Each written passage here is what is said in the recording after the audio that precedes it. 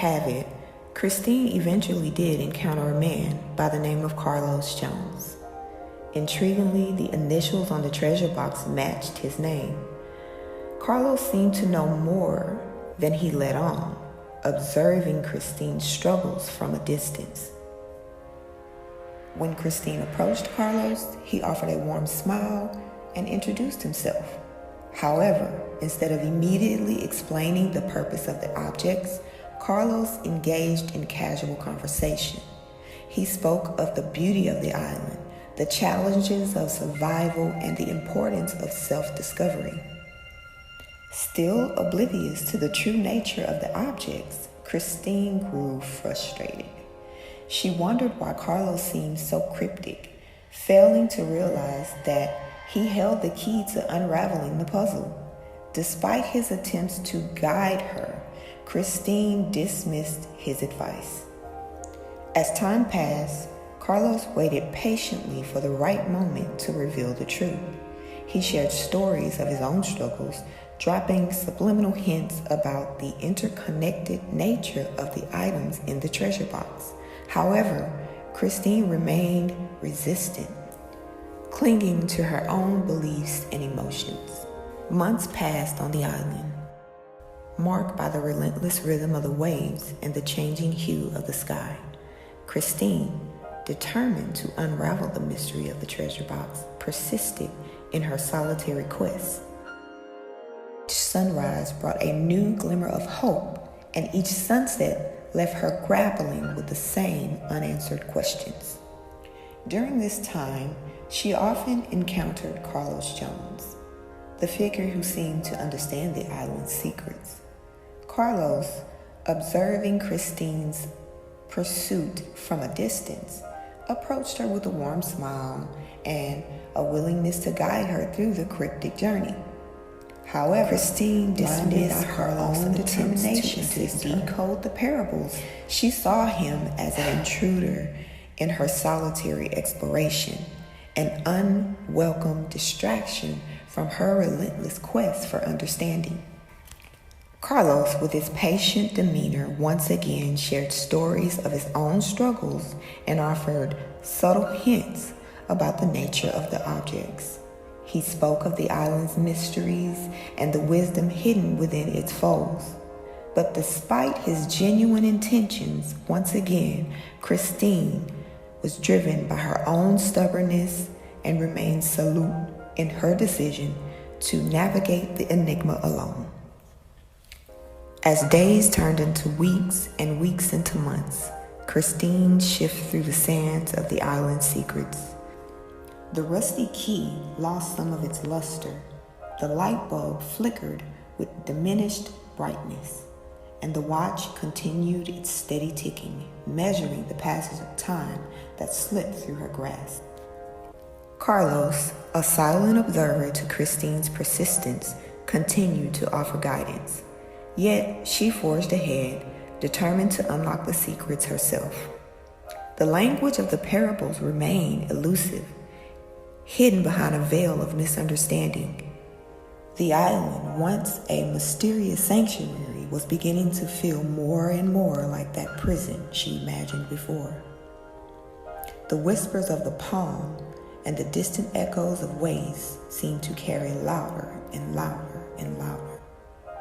As the months went on, Carlos' attempts to assist Christine became less frequent. He respected her choice to navigate the labyrinth of the island's mysteries on her own terms, even though he knew the path to enlightenment was often best traveled with a guide. You see, unbeknownst to Christine, the key to understanding the treasure box lay not only in the objects themselves, but also in the connections that she refused to forge. The island, with its hidden wisdom and silent guide, awaited the moment when Christine would realize that the true answers were not buried in the sand, but in the shared understanding of those who traverse its terrain.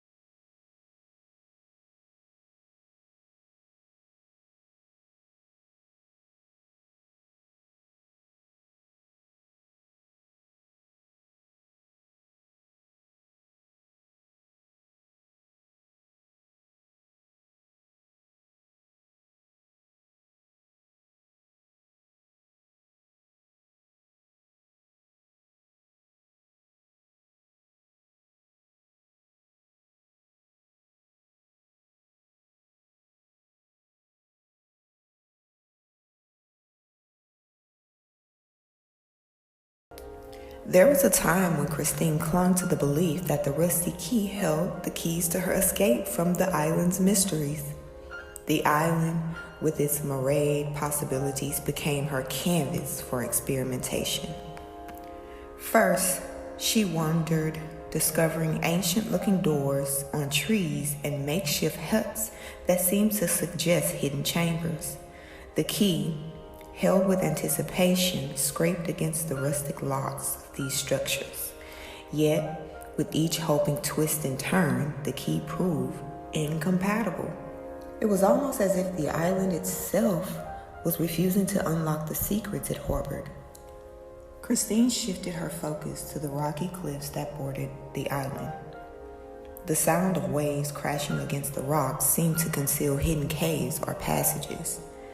And of course, her own determination fueled her ascent. The key, gripped tightly in her hand, met the unyielding resistance of cliffside crevices and the solid rock faces. Hours turned into days as she tirelessly sought the elusive lock that would grant her passage. The island's palms, silent witnesses to Christine's tireless efforts, swayed with an indifferent rhythm. The key, now worn from her persistent attempts, reflected not only the rust of its exterior, but also the toll on Christine's resolve. As the weeks passed, frustration etched lines on Christine's face, and the realization that the key might not be a literal solution began to dawn on her. Yet, driven by a sense of purpose, she continued the fruitless pursuit, blind to the parables that whispered in the rustling leaves and the crashing waves. The island, with its unforgiving cliffs and mysterious doors, stood as a silent testament to Christine's journey. The rusty key, no longer a symbol of potential, became a weight in her hands, a reminder that the answers she sought might lie not in the locks around her, but in the understanding she resisted. As the sun dipped below the horizon each day, Christine, weary but relentless, persisted in her quest. The key now becoming a constant companion that mirrored the complexity of her eternal struggles. The island's secrets remained hidden, waiting for the moment when Christine would realize that the true lock lay not in the tangible world, but in the intricate chambers of her own understanding.